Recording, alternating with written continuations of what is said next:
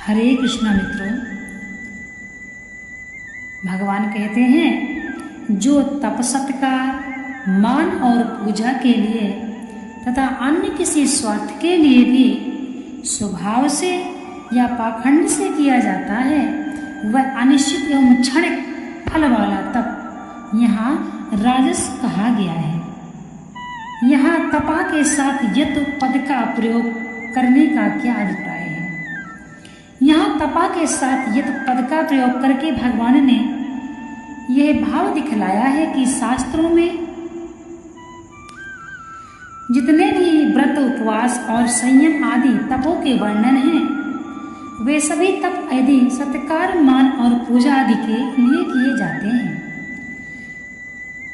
तो राजस तप की श्रेणी में आ जाते हैं। आप समझिएगा, सत्कार मान और पूजा के लिए तप करना क्या है तथा च एवं एवं के प्रयोग का क्या भाव है। तप की प्रसिद्धि से जो इस प्रकार जगत में बड़ाई होती है एवं मनुष्य बड़ा भारी तपस्वी है, इसकी बराबरी कौन कर सकता है। यह बड़ा श्रेष्ठ है आदि उसका नाम सत्कार है। किसी को तपस्वी समझकर उसका स्वागत करना एवं उसके सामने खड़े हो जाना, प्रणाम करना, मानपत्र देना या अन्य किसी क्रिया से उसका आदर करना मान है तथा उसकी आरती उतारना, पैर धोना, पत्र पुष्प आदि से पूजा करना, उसकी आज्ञा का पालन करना, इन सब का नाम पूजा है। इन सब के लिए जो लौकिक या शास्त्रीय तप का आचरण किया जाता है वही सत्कार मान और पूजा के लिए तप करना है तथा च और एव का प्रयोग करके यह भाव दिखाया है। भगवान कहते हैं इसके सिवा अन्य किसी स्वार्थ की सिद्धि के लिए किया जाने वाला तप भी राजस है। दम्भ से तप करना क्या है?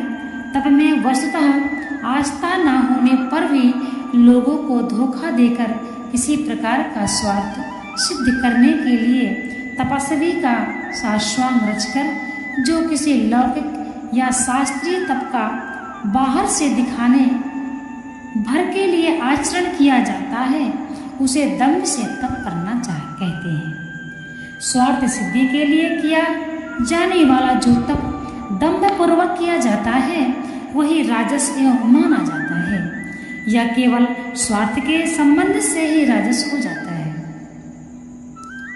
केवल स्वार्थ के संबंध से ही राजस हो जाता है, फिर दम्भ भी साथ में हो उसके लिए तो क्या ही कहना। राजस तप को अध्रुव और चल कहने का क्या अभिप्राय है? जिस फल की प्राप्ति के लिए उसका अनुष्ठान किया जाता है उसका प्राप्त होना या ना होना अनिश्चित नहीं है, इसलिए उसे अध्रुव कहा है। और जो कुछ फल मिलता है वह भी सदा नहीं रहता, उसका निश्चय ही नाश हो जाता है, इसलिए उसे चल कहा जाता है। जो तप मूढ़ता पूर्वक हठ से मन वाणी और शरीर की पीड़ा के सहित अथवा दूसरे का अनिष्ट करने के लिए किया जाता है वह तप तामस कहा गया है। यहाँ तपा के साथ यत के पद के प्रयोग का क्या अभिप्राय है? जिस तप का वर्णन किसी अध्याय के 5वें और 6ठे श्लोक में किया गया है जो अशास्त्रीय मन कल्पित घोर और स्वभाव से ही तामस है, जिसमें दम्भ की प्रेरणा से या अज्ञान से पैरों की पेड़ की डाली में बांधकर सिर नीचा करके लटकना, लोहे के कांटों पर बैठना तथा इसी प्रकार की अन्य घोर क्रियाएं करके बुरी भावना से कष्ट सहन किया जाता है, यहाँ तामस तप के नाम से उसी का निर्देश है। यही भाव दिखाने के लिए तपा के साथ यत का प्रयोग किया गया है। मूढ़ ग्राह किसको कहते हैं और इसके द्वारा तप करना क्या है? तप के वास्तविक लक्षणों को ना समझकर जिस भी क्रिया को तप मानकर उसे करने का जो हठ या दुराग्रह है उसे मूढ़ ग्राह कहते हैं। और ऐसे आग्रह से किसी शारीरिक, वाचिक या मानसिक कष्ट सहन करने की तामसिक क्रियाओं को तप समझकर करना ही मूढ़ता पूर्वक आग्रह से तप करना है। आत्म संबंधी पीड़ा के सहित तप करना। यहाँ आत्मा शब्द मन, वाणी और शरीर इन सभी का वाचक है और इन सबके सबसे संबंध रखने वाला जो कष्ट है उसी को आत्म संबंधी पीड़ा कहते हैं। अतएव मन, वाणी और शरीर इन सबको या इनमें से किसी एक को अनुचित कष्ट पहुंचाकर जो अशास्त्रीय तप किया जाता है उसी को आत्म संबंधी पीड़ा के सहित तप करना कहते हैं। दूसरों का अनिष्ट करने के लिए तप करना क्या है? दूसरों की संपत्ति का हरण करने, उसका नाश करने, उनके वंश का उच्छेद करके अथवा उनका किसी प्रकार कुछ भी अनिष्ट करने के लिए जो अपने मन, वाणी और शरीर को ताप पहुंचाना है वही दूसरों का अनिष्ट करने के लिए तप करना है। यहाँ वह अव्यय देखिए, ये इतना समझने का विषय है। हम किस प्रकार की पूजा कर रहे हैं और उस पूजा का क्या अभिप्राय है? अधिक कष्ट देना इसमें बतलाया गया है, जैसे कि पैरों को पेड़ की डाली में बांधकर सिर नीचा करके लटकना।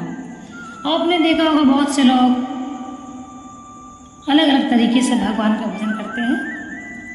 तो पैरों को पेड़ की डाली में बांधकर सिर नीचा करके लटकना, ये भी, और लोहे के कांटों पर बैठना तथा इसी प्रकार की अनन्याय घोर की क्रियाएं करके बुरी भावना से कष्ट सहन किया जाता है। बहुत से लोग ऐसे हैं आज के समय में जो सिर्फ दिखावे के लिए ही पूजा करते हैं, वो सिर्फ चमत्कार चाहते हैं। लेकिन भगवान की भक्ति में जो हमारे साधु संत हैं, ऋषि मुनि हैं, जो भगवान के सच्चे भक्त हैं, कहते हैं उनको चमत्कार से बचना चाहिए। तो यदि कोई मानता है तो ठीक है, नहीं मानता है तो किसी को चमत्कार दिखाने की आवश्यकता नहीं है। हम भगवान का भजन कर रहे हैं, हम अकेले ही आए हैं और हमको अकेले ही जाना है। जितनी भी हम भक्ति इस प्रकार से करेंगे उसका फल हमें ही प्राप्त होना है, दूसरे को नहीं। यदि अपने को भरोसा है कि जो हम भक्ति कर रहे हैं ठीक कर रहे हैं